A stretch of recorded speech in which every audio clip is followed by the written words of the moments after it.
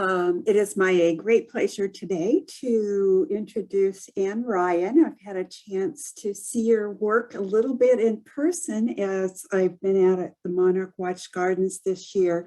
She plans to talk to us today about Monarch Watch and inspire us all to create waystations. Anne, please. Hello, thank you for having me. We'll see if I can get my slideshow to work.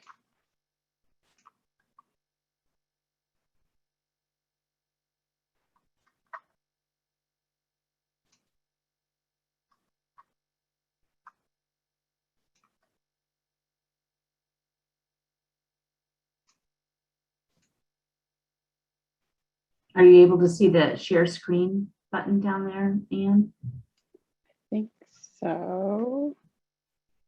Oh.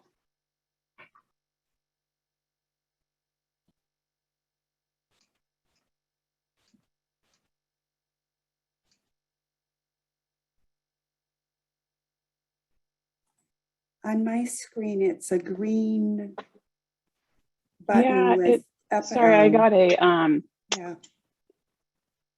issue, I think, with my permissions because it's being recorded. So I'm trying to, sorry, figure Hold make on, sure. let me fix. I can probably fix it on my side.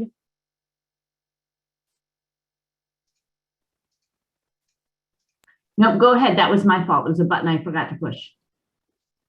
Okay. I say I don't mind it being recorded. I just don't know which one I need to push. Okay, let's see if it'll work now.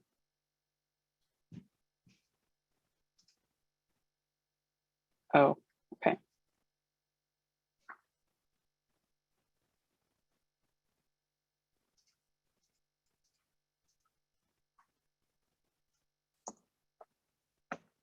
Sorry about this.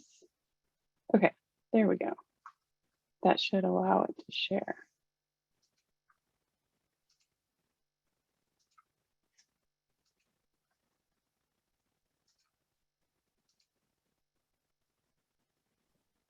There we go. Okay, are you guys seeing it now? Yes. Okay, sorry about that. There was something with permissions. I had to go into the system preferences to allow that. So thank you again for having me.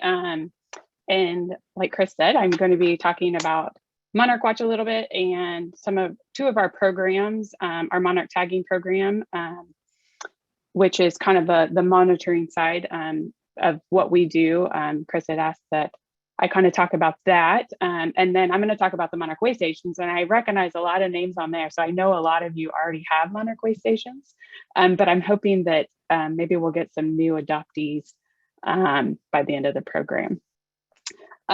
So Monarch Watch, we have our tagline here, education, conservation, research. So we're going to kind of hit the conservation and research side, and in the process, we're doing the education side. So we're going to hit all three of our taglines there. I am the program manager at Monarch Watch, and I've been here for 15 years.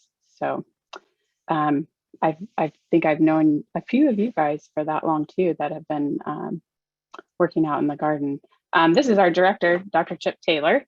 I like this picture, so I wanted to start with it to kind of emphasizes, kind of why we are studying this kind of magnificent creature, this Monarch Migration. So this is a picture of Dr. Taylor down in Mexico at the overwintering site. So we're going to start talking just a little bit about the migration, just to kind of review that, and maybe some new information for a few of you too. So the Monarch Watch started in 1992. Chip founded it then, and it was started as a community science program to work with school children mainly, but other people as well that wanted to tag monarchs. So we were tagging the monarchs that were migrating to Mexico. So this fall marked the 30th tagging season for Monarch Watch, and then next year, the full year will be our 30th year overall. Did I say 20th? Sorry, 30th year. May have misspoke there. So let's jump into the migration. So the migration, at times it gets misreported about all the generations it takes to get through the country as they're migrating. And so we're going to kind of take a step back and talk about it in stages instead of generations. And maybe that will help kind of alleviate some of that confusion. And this is how it's reported. Newspapers report it this way, news agencies, things like that. They kind of get that generation thing wrong. So what we're going to do is talk about it in stages. So we're going to start with stage 1, and we're actually going to start down in Mexico. Can you guys see my clicker? Okay, so we're going to start down here at the winter spot in Mexico. So that's where they're at the wintering spots. They're not there yet, but that's where they will be this winter. So we're going to start actually in springtime. So late February, early April, they're starting to head north. So kind of think of February 14th, that's about when they start getting a little active. They start wanting to mate, gets kind of warm, they start heading north. So they're going to head north up into northern Mexico and into southern Texas. So they're going to arrive in Texas about the second week of March. So that's kind of when they're arriving there. They're going to be mating and laying eggs on the milkweed as they're flying north. So they're laying eggs in those southern states. So in Texas, they do make it to Oklahoma, and every once in a while we get them up here in Kansas in April. But generally, most of their eggs are going to be laid in those southern states. They aren't going to make it quite up this far. And so then by May, most of those butterflies have died. They've laid all their eggs. But some, if they make it all the way up to Kansas, they've laid eggs in Texas, Oklahoma, and Kansas. So they can travel pretty far. And those are butterflies that were in Mexico. So you can see that's quite a distance for them to travel. Here's just a graphic of the butterflies as they're leaving Mexico. So those are the ones flying. And then the one inset there, you can see really tattered monarchs. So in April, if you saw a butterfly that looked like that, that would be a butterfly that was in Mexico for the winter. More likely, what we're going to see is in May, we're going to see the offspring from those eggs that were laid in the southern states. So those offspring, and the picture over here is the one laying, it's kind of a fresh looking butterfly, so it doesn't look quite as tattered as that other one. So that's why we know that's the offspring of that generation that was in Mexico. So laying eggs there. So after the offspring emerge, it takes them about 5 to 7 days to completely mature until they become sexually mature and they can start mating and continue the migration. So now they're going to continue to push north, but that group of butterflies is going to push all the way north up into the southern Canada. So what is often mistaken is that there's like, maybe the butterflies only get a little bit farther north, and then there's another generation, they get a little bit farther more north and a little bit farther. That's what's wrong. So it's really only 2 generations to get north. And so then the recolonization is complete. So all the areas that have milkweed in the eastern US, now the monarchs have found them. And so then in the summertime, which is about 6 or 7 weeks, you're not going to see any directional flight. So those butterflies, we call them kind of residents. Those butterflies are just staying in your area and they're not moving, they're not migrating, they're mating, laying eggs, and staying in those areas. And then, so that was stage 2. Now we're going to move over to stage 3. So stage 3 is what we have called sometimes the pre-migration, but we're just going to call it stage 3. So there's a little bit of directional flight.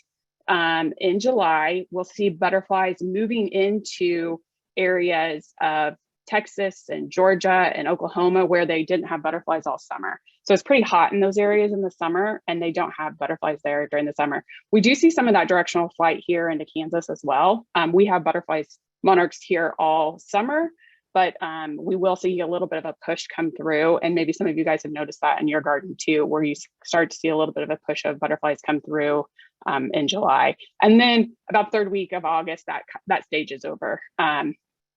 And then we move into stage 4. And that's the one we all know as the fall migration. So that's now we're at that last stage where these butterflies that emerge are going all the way back down to Mexico. And so that's the stage we're in right now.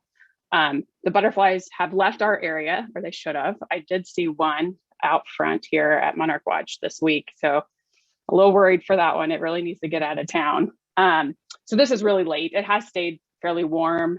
There's still quite a bit of nectar plants out there, but it is pretty late for them to be moving through. So butterflies that leave Canada, leaving Winnipeg, monarchs will join the migration as they hit their latitude. So for us here, it's about the second week of September. We really saw a push about the 18th of September was kind of the first day we saw that push. We did the first part of the migration through our area this year, through Kansas, kind of went a little bit west of us because it was a little bit cooler. So when it's 95 degrees, monarchs don't like to migrate. They want it to be a little bit cooler. I don't blame them. I'd like it to be a little cooler too at that time of year. So they will wait for it to cool down a little bit, and then, or they'll take the path where it's a little bit cooler. This group of monarchs are not reproductive. So that's how they can conserve the energy they need to travel that far. So it's called diapause. So their reproduction suppressed. They're doing a lot of gliding and soaring. So a lot of their migration is actually about a mile up. So they're not doing a lot of manual flapping of their wings. They're really getting up there and riding the winds. They're waiting till the wind's at their back, and so that they can really fly along with the wind. And then they'll spend their winter in Mexico, and then it will start back over again with that stage one when we hit February. One note just of where the monarchs are right now, they have made it, they are in Mexico, some of them, the leading edges in Mexico, they're about in the Monterey area. There's been reports of clusters there. So there hasn't been a lot of reports over in the eastern US. So there are still, we're presuming still monarchs gonna move through there as well. And we know that there were late ones coming through here. So they're still on the track moving through Oklahoma and Texas now. So the ones that get to Mexico, there's just some pictures from the overwintering sites where you can see the cluster. These butterflies get to the overwintering sites and they still look very fresh. So they look like ones that have just emerged, not like that first butterfly I showed you that was really worn and tattered. So on the way down, they're really conserving energy by being non-reproductive and by gliding and soaring. They're also really fueling up. So they arrive at the overwintering sites larger than when they left. Their lipids, which is their fat bodies, are their reserves so that they can make it through the winter time. Here they are on clusters on the trees. These are all evergreen trees, pine needles, oilmeal fir, and so all those pictures that you see that look like fall leaves are actually butterflies. This is another one of my favorite pictures. That is Dr. Taylor on the other side with the camera up at his face. So he is taking a picture of me as I'm taking a picture back at him. So this was actually in March as the monarchs were getting active and starting to head north. So here, just kind of a recap of the migration there. So I will use so this is kind of about where the monarchs are right now. This is about the Monterey area. But this area here, we have not seen a lot of movement of monarchs yet. So we assume that there's still going to be monarchs moving through there, kind of in more the southeastern area. All right, let's see, I'll go back to there. We can take some questions if there's any, Sharon. That's kind there of are no questions. No questions, okay. At the moment. Okay. But actually, I'll throw a quick one in terms okay. of the migration. Is there any possibility that migration site in Mexico can change or would change due to climate change? Well, I mean, we don't know if it will change, but we think that it probably either is going to need to change. It will depend. It's definitely warming up. The forest structure is changing, so if it will still be hospitable for the monarchs at that spot. One debate is, if they're using angle of sun, that's not going to be changing. So is that going to throw things off or not? We don't really know. But yes, climate change will change that. It's already the migrations, we're talking about them being later and later, and it's giving the monarchs a chance to get out of town, but also being later, it makes it probability that they're not going to make it down there, being left in town this late. Does that answer your question? Yes, and actually Okay. now a couple have popped up. So okay. Okay. So first question is, how protected is the winter area? It is a protected area, so it's the biosphere reserve there. There is still illegal logging that happens. It's relatively a small area, but there's a multiple different ejidos, so organizations, communities, really family communities that own the areas. So each one is run a little bit different, but they do have some protection, some federal protection. There have been at Cerro Pelon, they have a new forest guides not the right, or forest protectors, and that they do a lot more monitoring and walking around, and just their presence there has actually cut down on some of the illegal logging, just having that presence there. It also has created income for some more of the members of that community. It is it is a poor area. So, these areas trying to show that for these groups that there's other ways to make money, to protect the land, to protect the monarchs, and still bring income in for their families and their communities. And so there are some organizations, one's Altanari, that really works with the families and the communities on that front. We also have a couple of questions about the migration again. Okay. So the first question is, so are the ones that are overwintering the same ones that will start north and reproduce in the spring? Yes, so that is the same butterfly. So the one that goes down that we were talking about, that phase 4 is the same butterfly as the phase 1. We split it up just to try to alleviate the confusion of it being multiple generations getting all the way north. But yes, it's the same butterfly that goes south and makes it part of the way back up in the spring. All right. And next, can you clarify when eggs hatch, make the chrysalis emerge, and then migrate back from Kansas? So maybe if I understand it right.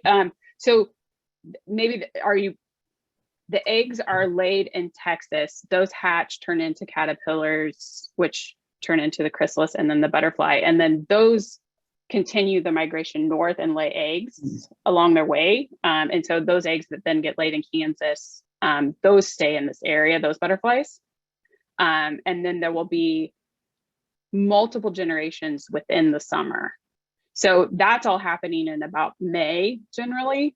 Those eggs are being laid in May. So you'll have, it takes about a month to go from egg to adult. So you'll have a few generations in the summer before that last generation, that last group of butterflies in the fall, head south again. I'm not sure I completely understood the question, but I hope that answered it. Yeah, I think that, and we'll probably get a few more at the end, because it is kind of a little bit hard to get your head wrapped around it. So it is. I mean, having the map and kind of watching it, I think helps a little bit, but you're right. It's very confusing what they do, and it's often misinterpreted. So hopefully I'm not confusing you guys more. I'm clarifying it a little bit. Well, we'll definitely have this available later, so you can go back and look and think it through. So the next question is there an estimate on how many monarchs are involved in the migration and how that has changed in the 30 years of Monarch Watch? Yes, so the estimate of the migration is generally determined by the overwintering numbers. That's the only place where they're all together in one spot. So they measure the amount of hectares that the overwintering population occupies. And we have a map or graph on our website, and I can send a link to Sharon to send out to you guys after.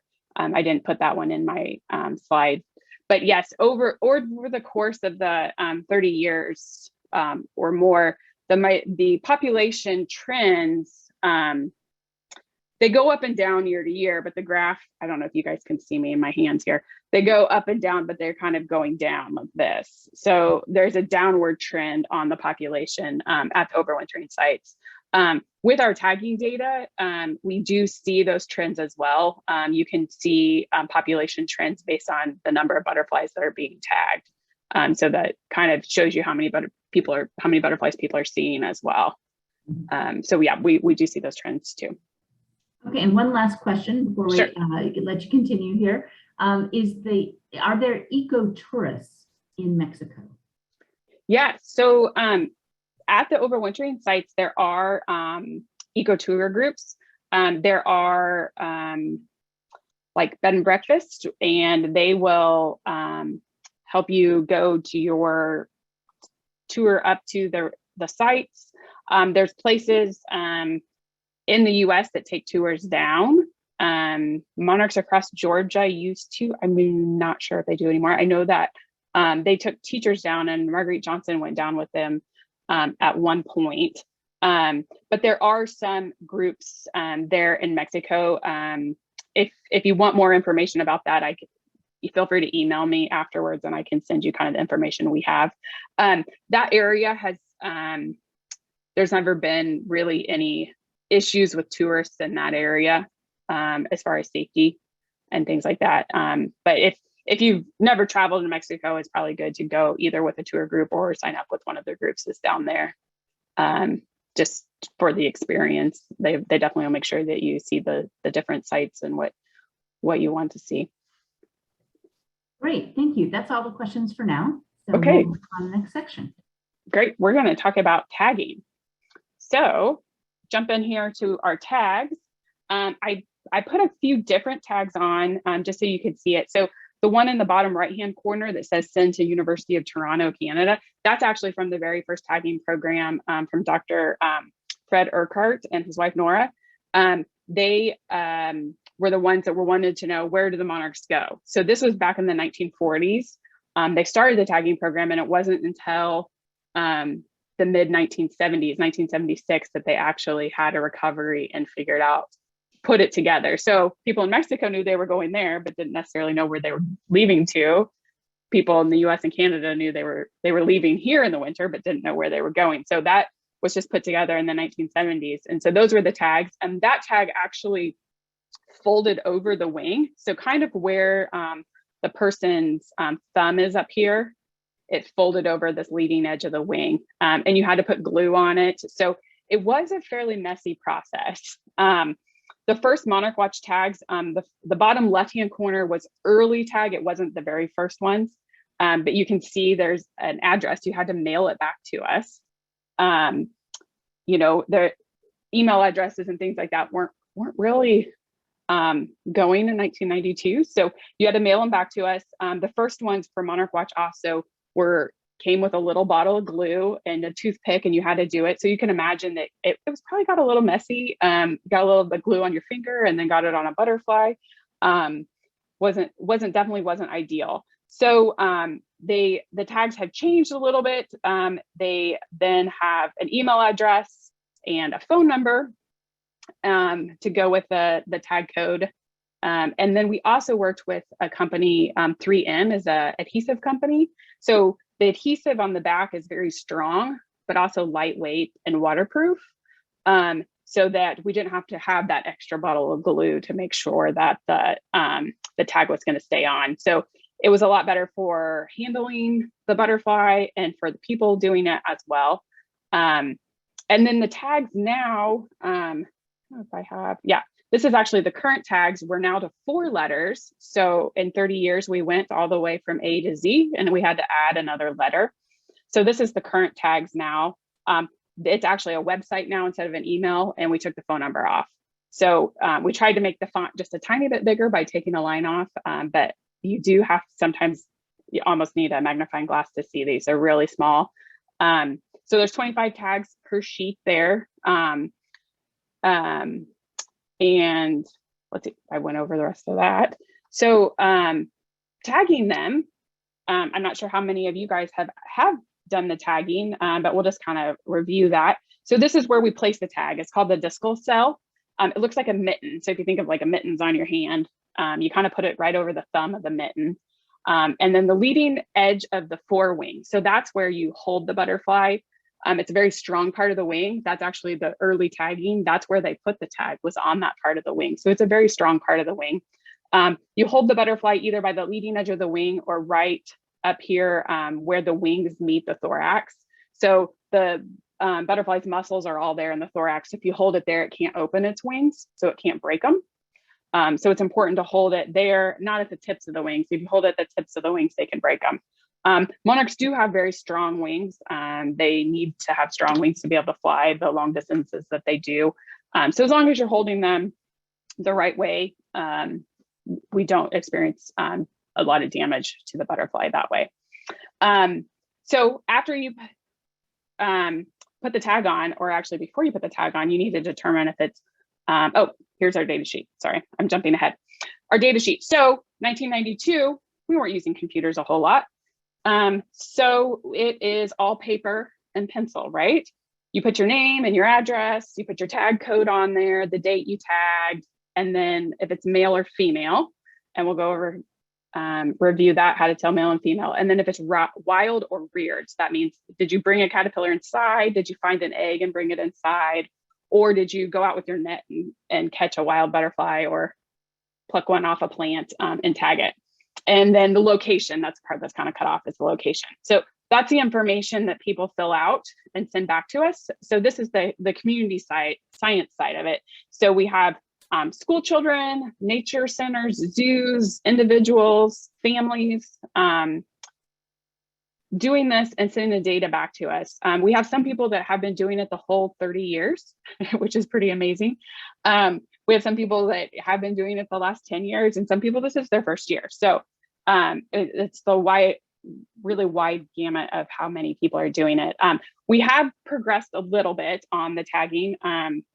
We do now accept the sheets in a spreadsheet format. So you don't have to fill it all out on the paper and mail it back to us. You can fill out the spreadsheet online and send it to us. But let's talk about the male and female. So that was one thing that we have to put on the spreadsheet. So you have to know how to do that. So the male here's on our left. I put a box around the pheromone pouches. So this is the pheromone pouch for the monarch. The monarch doesn't necessarily use the pheromone pouch, but it is used in closely related species. But so the male has those pheromone pouches. The female's veins are just a little bit thicker. So you can see that. That's sometimes hard to tell unless you have a male and female right next to each other to tell that those veins are a little bit thicker. But if you look for that pouch and you see that, you know, the male has it on that vein and then the female doesn't. Then the other way to tell, so we were talking about how we hold them with their wings shut. Well, that pouch is really hard to see when their wings are shut. So there's another way you can tell, the end of the abdomen. So the male on your left there has claspers at the end of the abdomen. So you can see those claspers really well. You're looking at it from the top down. And then the female, you're actually looking at her from the other direction. And you'll see her abdomen is rounded and then there's a little notch there. So if their wings are together, sometimes it's a lot easier just to peek at the end of their abdomen. So we'll record that on the data sheet as well.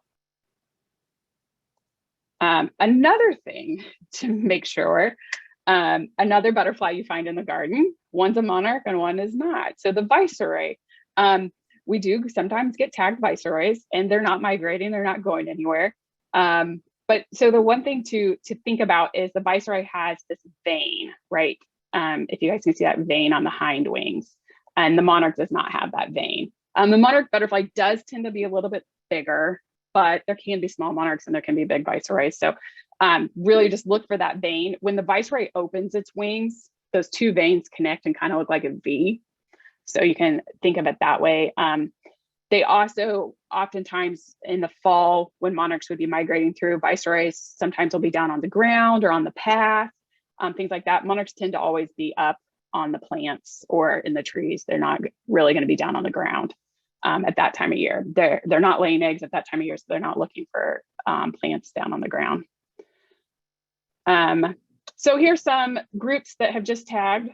So this is a great thing to get kids involved with science. So get them involved in a research project, learning about life cycle of insects, learning about the migration, geography, things like that. And getting outside, you know, how fun is it to run around with an insect net? So just getting kids outside and excited about science and activities out there. One more. Oh, and this last thing. So I just wanted a little sneak peek. So we're developing a Monarch Watch app. So for the tagging, so I said we're kind of finally moving into a new day and age where all paper ones you had to mail in, which you still can. Then spreadsheets online, which you still can. And then we're in the beta testing this year. So we just have a small group that are doing the app, which you can see on your right. That's just a screenshot of it. So the really cool thing about the app is you don't have to mail anything in. The info gets sent to us directly. You can email it to yourself. It gets saved onto your phone too. You don't have to get your magnifying glass out to see those tag codes, because you can take a picture of it with your phone camera and the app will read the tag codes and upload them, and you just have to pick which one. You just pick male, female, reared, wild. It automatically fills in the date if you have that set on your phone to recognize location. It also will, when you submit the data, it will submit the weather location, the weather info for your location, which we do look that up, but we have to do that on the back end just based on zip code and date. So this would just send it up front to us. So we're pretty excited about that. Having a new option, maybe recruiting some of those new younger taggers that are really into the new technology. And it was actually volunteers here in Lawrence that donated their time to develop this app. So we're really grateful for their time and energy and talents. Don't necessarily have all those talents to do that. So that's hopefully coming next year. It will be available for everyone to use. Okay, so that's the last on the tagging and migration. I'm going to jump into waystations. Sharon, did you have any more questions? No, not currently. No, okay, perfect. We'll jump right into the waystations now. So community science. So that's what the Monarch tagging program is, and there are other Monarch community science programs. So Journey North, I'm sure a lot of you guys use that. And that's how you can report your sightings. And that's how, when I told you where the Monarchs are right now, I went to Journey North's website and looked to see where people are reporting roosts. So where they're reporting roosts is kind of the leading edge of the migration. Monarch Watch Calendar Project is another one we do. Monarch Larval Monitoring Projects out of used to be University of Minnesota. They are at University of Wisconsin now. Project Monarch Health is out of University of Georgia, and Integrated Monarch Monitoring Program is also out of through Monarch Joint Venture. So Monarch Joint Venture is kind of that clearinghouse that brings all these organizations together. Monarch Watch is one of the founding partners of that organization.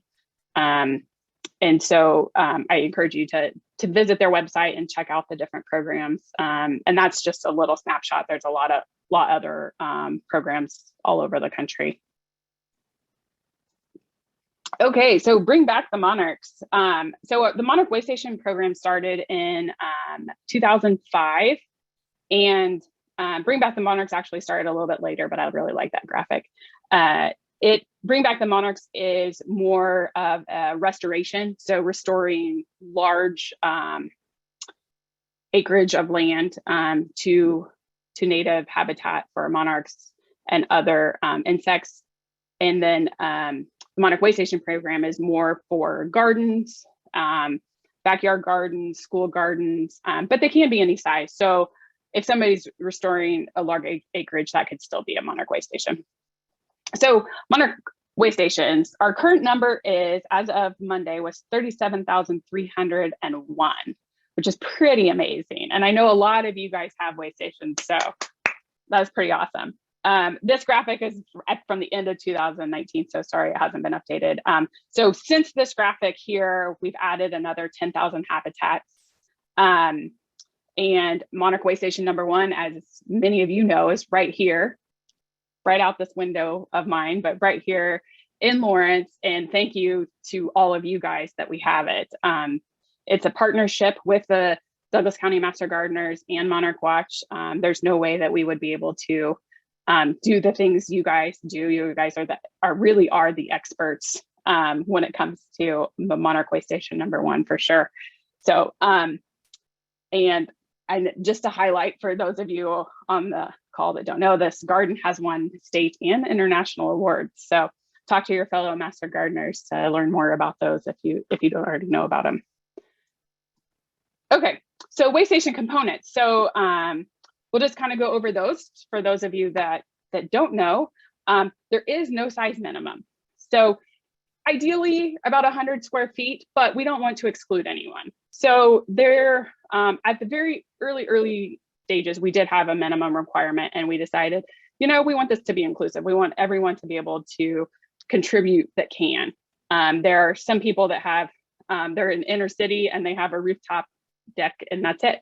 So, or a patio and that's it. Or the school said, you can have this much space and that's it. So we want everyone to be able to contribute what they can when they can. So that's why there's no minimum size, but 100 square feet, if you have that much space, would be a good place to start.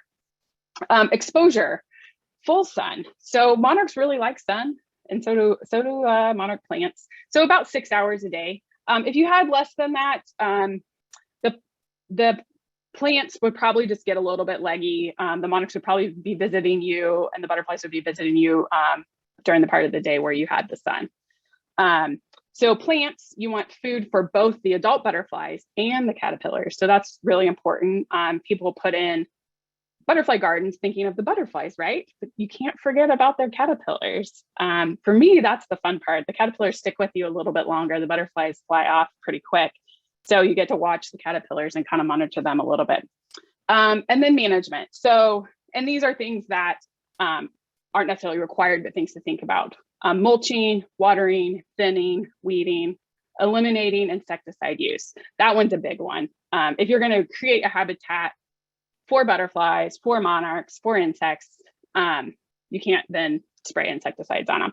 So you don't want to have plants that you've sprayed. Or another thing is knowing where your plants are coming from.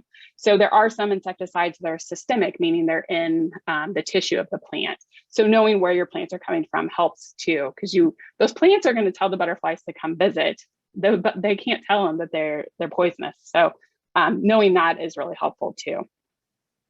And the other thing about the Monarch Waystation is many of you probably already have existing gardens, and they are really easy to plug into your existing garden. You can just add the plants. You don't have to create a new garden just for your Monarch Waystation. You can just add plants to your existing garden. And the garden doesn't even have to be all in one spot. If you have different spots of your yard and you want to plant things in different spots, that's totally fine. So it's kind of what you want to do and what kind of space you have. Asclepius. So that is the milkweed plant. Here's a monarch munching on one. That's the only thing that the monarchs will eat. There are many different species of Asclepius, and many, I think there's over 100 native to North America. There's quite a few native to Kansas. There's a few that you can find in nurseries pretty readily. And then there's some more rare ones that we'll touch on. You need to have these species for the caterpillars, like you can see there. The milkweed does have toxins in it, and then that helps protect the monarchs from predators, from birds, so that they can't be eaten. Okay, so we're going to just touch on a few of the milkweeds. Hopefully a lot of you guys are familiar with these. So swamp milkweed. This one, hence its name, it does well on water's edges. It likes full sun. It behaves itself in a garden. Some of the milkweeds don't necessarily behave themselves, but this one will. If you have an area that stays a little bit more wet, or maybe you get a little drainage there, it would do fine in that area. It'll create a nice clump, but it won't send up the rhizomes that some of the other milkweeds send up. And then Asclepius tuberosa, butterfly weed. This is a gardener's favorite plant. It's not a monarch's favorite plant, unfortunately. It's good for small gardens because it doesn't get real tall. It won't send up those rhizomes. It won't take over. It'll just have a nice clump. It does need dry soil. So opposed to the one we just talked about, the swamp milkweed, this one does need a dry soil. It is a great pollinator plant. So bees will visit it very readily. When we find monarchs using it to lay eggs is generally when it's blooming. Or if it's a last resort, there's no other milkweed in the area. Otherwise, if there's other milkweeds, they tend to lay on them. But it's still a great plant to have. It's just, if you do plant that, I would recommend planting another species, companion species to go with it, so that there's a couple options in your garden. Asclepius syriaca, common milkweed. So this is the one that does send up rhizomes. So it does do fine in gardens. We have a lot of them, Monarch Waystation #1, and it's doing great. In the early part of the year, you can pull the ones out that you don't want. If you're worried about eggs being on them, because sometimes, these little tiny milkweeds will get eggs laid on them. You can pull them out and then just throw them at the base of the plant that you're not pulling out. And then when those eggs hatch, they'll climb up the other plant. This species has the most fragrant flower. Spit that out. Of the milkweeds. If you're in a field that has a bunch of them blooming, it's just wonderful. So it likes really pastures, roadsides, disturbed area. It's not something that you would actually find in a prairie, because a prairie doesn't have that disturbed soil. So it needs that disturbed area, which humans tend to disturb the soil. So it does kind of follow us around. And again, it spreads by rhizomes. So it will come up in other spaces that you didn't intend on it coming up. But if you're okay with that, or you have space for it, I'd say go for it. The leaves are really big and they feed a lot of caterpillars. So it's a great plant for the caterpillars. Okay, here's a few other species that you'll find in this area.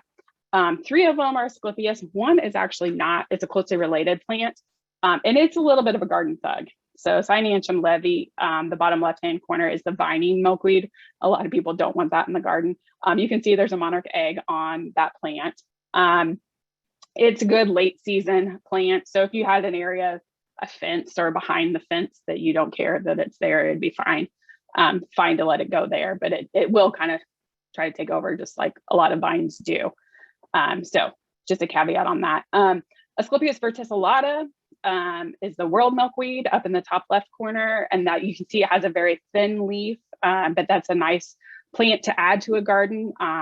You would definitely want to have a companion plant with that, because you can imagine it doesn't feed a lot of caterpillars. You would need a nice clump, which it does spread, so it can spread into your area.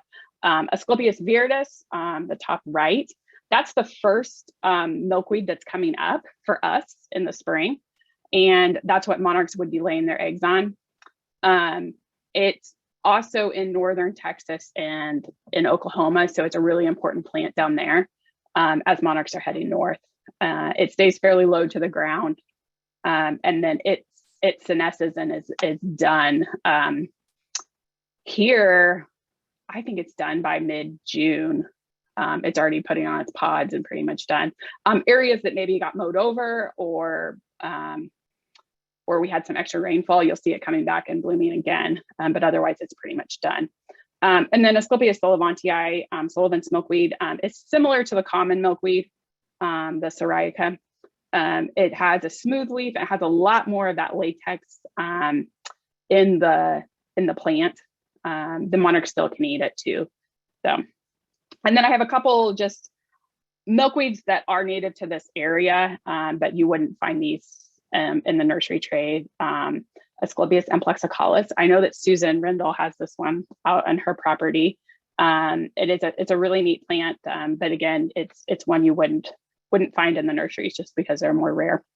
And then Asclepius Purpurazans. This one we do get sometimes. We are kind of right on that edge of where it's native. It's a beautiful flower and it will grow in part shade. So those people that have a lot of shade will try to get this one. It's an early bloomer as well. And sometimes it can be hard to get going. And I think that it's also hard to get seed pods, so it needs a companion plant that's not related to it for pollination. And then Asclepius verdiflora. So this is a common milkweed to Kansas, just not in the nursery trade. You can see those flowers aren't near showy. So it's not something that people normally put in a garden, but monarchs will feed on it. Okay, so we covered milkweed. So that's the host plant. So let's talk about some nectar plants. So you're building your Monarch Waystation. So milkweed, we kind of got that pounded in. But now we also need nectar plants, right? You can't just have milkweed. Milkweed does have nectar when it's blooming, but you also need those nectar plants. So you need nectar plants, a variety of plants, things that will be blooming from spring to fall throughout the season. So you can have perennials, staggered perennials, so they're blooming at different times, or long-lived perennials, or annuals that bloom all summer long. So it's kind of your choice on what you want to do there. The native nectar sources often provide a little bit more punch for their nectar. One suggestion I have is go out to one of the display gardens and see what the butterflies are visiting. They will tell you which ones have a lot of nectar. They're not visiting ones that don't have nectar. And it's whatever their peak bloom time is. So if one plant's done blooming, it's not gonna have anything on it, but maybe 2 weeks ago it did. So keep that in mind too, as you're putting the nectar plants in. So for your Monarch Waystation, you need to have your milkweed, at least 2 species, about 10 plants, and then your nectar plants to qualify for the Waystation. So here's a couple suggestions of some nectar plants that are good, good monarch plants and good butterfly plants. Verbena bonariensis, penstemon, that'll be an early spring one.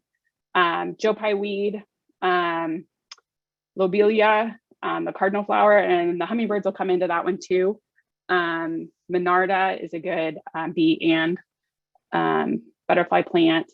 The liatris, there's quite a few liatris species. The solidago, the goldenrods, and the asters. And you can see on there's a lot of fall blooming things. So monarchs do need nectar even when it's not fall, but we tend to think of the fall blooming ones because that's when they're migrating through and they're really building up those lipid reserves. So we think of those plants, but there's many other plants to put in the garden. This is definitely not an exhaustive list. This is just to kind of give you an idea of some options. Where do you get your plants? This is a plant fundraiser, and those of you who have helped with the Monarch Watch plant fundraiser, you'll see that this is a very old picture. I am in it, but it is old, and there might be some of you guys in it too. So Monarch Watch has plant fundraiser. We'll have milkweeds. The Master Gardeners have a plant fundraiser in June, so that's a great place to get them. Grassland Heritage Foundation has a plant fundraiser. Pendleton's does sell milkweed too. So there's lots of places in this area to get milkweed plants and get other butterfly plants as well. Here are some butterfly garden resources. I think your biggest resource really is your fellow master gardeners. Those ones that have been working in the display garden, have been working in the monarch garden. They are going to be the go-to people, way better than going to a website. Coming out here and visiting the garden, visiting your display garden there at the extension office too, to get some ideas. Those are going to be ultimately your best resources. But then there's a few others. Betsy Bistro's Photographic Guide to the Kansas City region is a good butterfly book for if you want kind of a field guide type. Pollinator Partnership has great resources for pollinators. Idalia Society is a butterfly club in Kansas City, so they have some good resources too. And then there's some resources there for plants. Kansas Native Plant Society, Kansas Wildflowers, and Missouri Wildflowers. And you guys probably know a lot of those too. So one more thing I want to talk about, and I don't know if Karen Clark's on here, but I'm gonna give her a little shout out. She put together a lot of pictures for a sign that a wonderful metal sign that is displayed down in the garden during events. My favorite part of the garden are the caterpillars. Like I said earlier, they stay with you a little while. So we've really talked about monarchs a lot and the monarch caterpillars, but monarchs share the same habitat with a lot of other butterflies that we have in the area. So yes, we want to plant the milkweed for monarchs, and that's what you need for your Monarch Waystation. But as long as you're doing that, you should go ahead and put in a few other host plants for other butterfly species. So if there's a certain butterfly you really like, find out what their caterpillars eat, and that's how you're going to get that butterfly into your garden. So I'm just going to go through a few of them. So monarch, we know that one. There's the Monarch Caterpillar. And Viceroy, we talked about that earlier, but you can see the Viceroy caterpillar in the bottom right corner looks very different from the Monarch Caterpillar, nothing like it. So the silver-spotted skipper, you'll find that one, that's one of the biggest skippers. You'll find it has, I think the caterpillar is really neat. It kind of looks like its head's popping off. And so I do have the host plants in the bottom right corner. So false indigo and wild senna are what you'll find on that. The painted lady, that is a very common butterfly all over the country, and it is on thistle and asters. They eat actually quite a few different host plants, but that's a common one you'll see. It does, that butterfly does migrate as well. Some years it'll have a pretty big migration, other years it doesn't.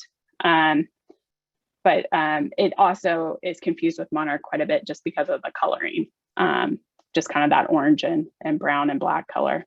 Red Admiral, they feed on things in the nettles family. Variegated fritillary is the violets and the passion vine. This is the Gulf fritillary. This one flies up from Texas, and we don't always get it here. They feed on the passion vine, but it's a beautiful butterfly. Kind of like, you know, it really looks like the tropical butterflies, but it does come up from the Texas area. I didn't see any this year. I think it's probably been a couple years since I've seen them, but some years when we have them, we have a lot of them. So this one has been rampant in Monarch Waystation #1, the pipevine swallowtail. There's a lot of pipevine, and the caterpillars are very happy down here. The caterpillar looks a little scary, like it's got those spikes, but they're just little fleshy spikes on it. And the caterpillar eats pipevine, which is actually another poisonous plant, like milkweed's poisonous. So the pipevine swallowtail is another poisonous butterfly. So all the other black swallowtails that are in the black form are mimicking the pipevine so that birds won't eat them. So then we have the zebra swallowtail that feeds on the pawpaw. And if you haven't tried the pawpaw, it does have fruit on it. It's interesting. I think everyone should try it once. It kind of tastes like a banana, but texture is a little different. So it's an interesting fruit to try. Black swallowtail. So these are things in the carrot family. Golden Alexander would be the native plant, but a lot of times people have these in their herb gardens because they have a lot of carrot relatives, dill, fennel, parsley, those kind of things. So that's an easy one to plant for. Giant swallowtail, prickly ash, wafer ash. It actually it feeds on citrus trees. So those two trees are in the citrus family. Tiger swallowtail is magnolia, tulip tree, wafer ash, black cherry. So you can see we're kind of getting into some trees. So trees are okay to have near your butterfly garden as well. Question mark is elm and hackberry. And if you can see on its wing here, there's this little comma, and then there's the dot for the question mark. There is a butterfly called the comma, and it just doesn't have that dot right there. So these are called leaf wings. So the edge of their wings look like leaves. And when their wings are together, they kind of blend in with the leaves, and they open them up and they have a bright color underneath. Spring azures, dogwood and New Jersey tea, eastern tailed blue, vetch and clover. So these are the little tiny blue butterflies you see. Sleepy orange, we get a lot of these in Monarch Waystation #1, feeding on the wild senna and the partridge pea. Pearl crescent, I have to have this one confused with the monarch. It is a lot smaller than monarch, like as big as your thumb knuckle to the tip of your thumb, but it's the same kind of coloration. Hair streaks, pea and the mallow families, again, those are really small butterflies. Hackberry, there was a burst of hackberry butterflies a few years ago up north of town, and all the hackberry trees were completely defoliated from the caterpillars of this species. So it's almost like in Mexico where we have all those butterflies flying around, it was all the hackberry butterflies flying around here and not too far away from us. Cabbage Whites, it is a butterfly. People think it's a moth because they don't like it, but they feed on things in the mustard family, and they do feed on some of the cultivated vegetables too. So people don't necessarily like that one. Checkered white, again, in the mustard family. Cloudless sulfur. This one we've seen some of them flying through. They do a little migration as well, and they feed on the wild senna. Buckeye, plantain and snapdragon, goatweed, leafwing. Your goatweed, you can leave a little bit of your goatweed. It's a real pretty butterfly. When it opens its wings, it's a real bright orange. Red spotted purple. Again, this butterfly is very closely related to the viceroy. You can see that caterpillar looks very similar, but it is mimicking the pipevine. So it's mimicking a poisonous butterfly, but it's not. White line sphinx. So here's a moth. So sphinx moths, those hornworms. I know some of you don't like your hornworms. This is one of those hornworms. It's one of the hummingbird moths. It has has a tongue that's almost 10 inches long to get into those really long flowers. It's a beautiful moth. Cecropia. This moth actually has no mouth parts. It only feeds as a caterpillar, and they're active at night. They're a bird dinner, so they are just active at night. But they're pretty beautiful, big moth. Tussock moth, that's another one that feeds on milkweed, and one more unexpected Cycnia moth that feeds on milkweed. All right. Well, I just want to thank my coworkers, Angie, Dina, and Jim, and our director, Chip, and Karen, thank you if you're here, for those pictures that you unknowingly provided for the sign. And then I really want to thank all of you guys for everything you guys do, and the partnership that we have with you guys with the Master Gardener program. I've been very lucky to be working with you guys for 15 years now, and I really appreciate everything you guys do.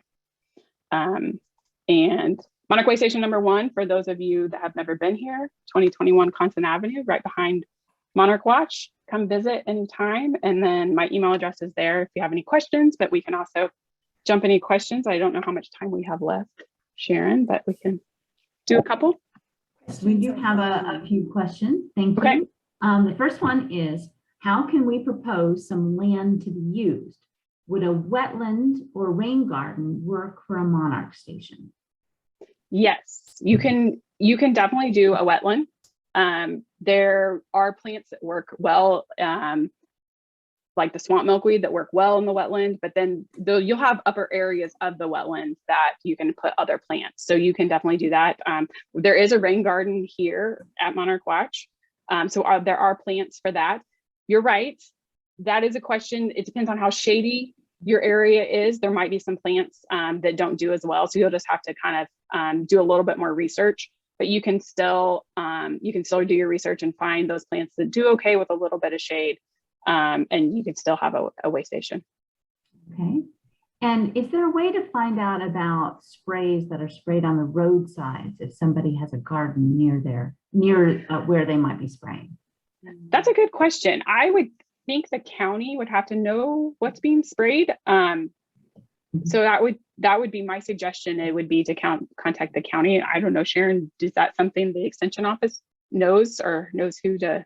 Yes, the county does have a spraying operation for the roadside. Okay. It's mostly to deal with noxious weeds. So they do need to control for things like Sericea lespedeza and Sure. Johnson grass. So they're spraying for that, but you can find out by calling County Public Works where they might be spraying and what they might be spraying. Yeah, that's the best spot to then find out, and then you can do your research on what it is and when they're spraying and things like that. But finding out when and what is the main thing. Mm-hmm. And then let's see, lots of thank yous and lots of kudos. Okay. And love the flower suggestions. I did put the link to Monarch Watch in the chat and the link to the plant list that you have specifically on your website. Okay. And, and here comes another question. Do you have thoughts on cat houses and net style? It seems to be gaining popularity to increase the numbers of released monarchs. The raising caterpillars. So okay. I think that's cats is a slang term for in our world for caterpillars, not the four-legged cat. So yeah, there definitely are ones. my suggestion is if you are raising them because you enjoy it, or if you're sharing it with kids or family, or you're sharing the life cycle, you're sharing the experience with someone, don't do it if it becomes your job. Some people raise hundreds, and I think it becomes too much of a job for them, and the fun in it kind of comes out, if that makes sense. And once you start raising a lot of them, you do have issues with diseases. So their insects are susceptible to bacteria, virus, protozoan, parasitism, all these different kind of diseases. So my suggestion is if you would really enjoy watching them, I enjoy watching them. Sometimes I'll bring some in. A lot of times I leave them out there. If I have programs where I'm going to be sharing them with kids or sharing them with a group that's coming by for a tour, I bring them in for that, for the educational component. So on that, yes, there are some mesh condos that work well.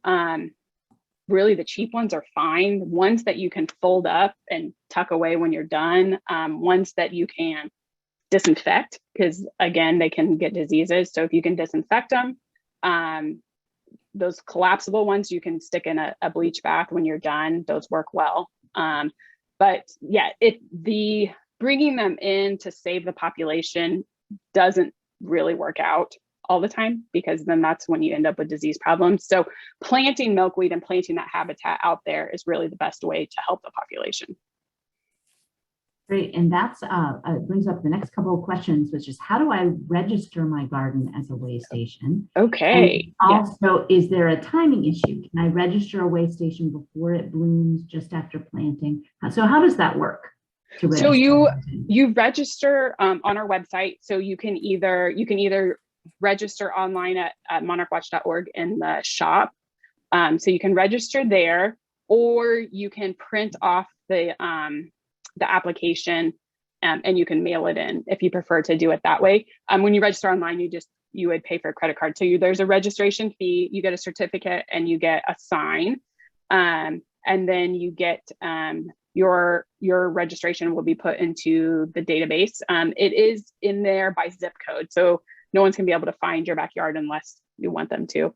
But it is just in there by zip code. So even if someone zoomed into yours and we have people say, if it's not in the right spot, well, it's on purpose, because we don't necessarily, for privacy reasons, want people finding your backyard if you don't want them to find your backyard. So you can register it that way. If you're here local, we do have the signs here. So if you want to come by and pick up your sign here, that way you don't have to pay for shipping.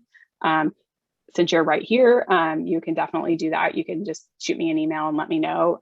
If you want to just come and do it here and not worry about doing it online, that's fine too. We can do it both ways. But yeah, you just get online, register it. Oh, and the question about, can I register it before it blooms? Yes, if you plant it and you're planning and you're saying that you're going to take care of it and you're putting this effort in and this garden in, yes, you can go ahead and register it. It was kind of the honored system. We assume that somebody's not going to, register the parking lot and put a sign there. They're going to actually, if they're going to the trouble to register it, they're actually putting the work in and going to have a space. So yes, you can do that. And another question about the plants you plant in the Waystation. I know I've asked you this question before. What about the debate regarding tropical milkweed? Yeah, so tropical milkweed. In our area, we're not as concerned about it as in the southern US. So in our area, it dies back in the winter. It may recede, but generally it's not going to recede either. And if it did recede, that's a new plant that's coming up. In the southern US, it's a problem because it can get a buildup of a protozoan from multiple generations of monarchs visiting that plant. So we recommend in the southern US, they cut it back twice a year all the way to the ground and let it regrow fresh growth. That fresh growth is not going to have the protozoan on it because the monarch hasn't visited it yet. So that's going to help that.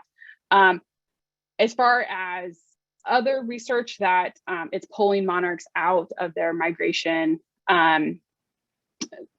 pulling them out of the migration, and they're going to stop migrating for our area, we're not worried about that. There are other milkweeds that are still blooming, like the Cyanantium levy, the vining milkweed that's still blooming this time of year. There are other areas of the country. Arizona has a evergreen milkweed. Monarchs still migrate out of Arizona. So we're not convinced that that is an issue yet, but it is an issue in the southern U.S. with the buildup of the protozoan. So cutting the plants back. If you want all natives, that's definitely fine. We like all natives too. We just choose to pick plants that the critters like. So monarchs do encounter tropical milkweed in Mexico. It is native to Mexico, so it's not that they don't encounter it anywhere. So it is a milkweed that they do encounter, just not in this area. And there are plenty of native milkweeds in this area that are fine to plant. Yes, thank you for clarifying that. We've gotten a couple of questions about that at the office. And just a last question real quickly. How do you get the tags? So the tags, you can order those online as well. Or you can, if you want to come and get them here, there's no shipping fee on those. So we just mail them out. We only do tagging in the fall. So we're just doing it that fourth stage we were talking about at the beginning. Those are the only ones that we're tagging. So the tagging period for this year is over, but you can order your tags starting next year. We start mailing them out in August. And then in this area, about the second week of September, first week of September, you could start if you're already seeing monarchs. We also do a public event. So when you get the tags, there is a fee for the tags that help support the program and kind of pay for the tagging part of the program. We do a free tagging event out at the Baker Wetlands in conjunction with them and Jayhawk Audubon Society. And so we bring the tags and the nets and kind of take you through butterfly school, show you how to tag and let you go out to the wetlands and tag. This year, it was on September 18th, and there were about 250 butterflies tagged. I say butterflies because I know a few viceroys got tagged, but we had a good group come out. It was our first event since COVID, so it was kind of nice to be able to get outside. We took extra precautions and did spaced out, had more check-in tables, and then people kind of go out to the full acreage of the wetlands. So it was nice to be able to do that again. We do hope, we'll be able to have in-person events again coming up in May. That would be our next one with our plant fundraiser and an open house, and the garden would be on display then too. So we hope to do that. We do other like tours and things like that on kind of special requests when people want that of the garden or of the lab. Great. Well, thank you so much, Anne. You're welcome. For those of you, if you've never been to a monarch tagging event or to one of the open houses, super, super fun events. There are so many eager kids out there, and there's just nothing in a gorgeous day chasing butterflies with nets, trying. I've not worked at my technique very well, but it's just super fun. So I really encourage everybody to go out to these events. It's just a great way to spend the day. So I'm going to thank you again, Anne, and I'm going to turn it over to Chris to tell you what's coming up next month. We have one more monthly program this year. Thanks, Sharon. Next month, we will be hearing from Sharon Ashworth on how to solve your own gardening problems. So whether you're a master gardener or a member of the public, it will be very useful to you to find those secret sources. And thank you so much for your presentation, Anne. It was fabulous. And when do you set the date of the Monarch Watch sale, or is it a certain date every year? I haven't paid attention. Yeah, it's we try to always do it on the Saturday of Mother's Day weekend. Okay. So thanks. The day before Mother's Day. The last couple of years it's been a little crazy, but that's when we try to do it. Always on that Saturday before Mother's Day. Thank you so much. Thank you, guys. Bye-bye, everybody. I will post this in the next couple days to the YouTube channel. Super. See you next month. Bye.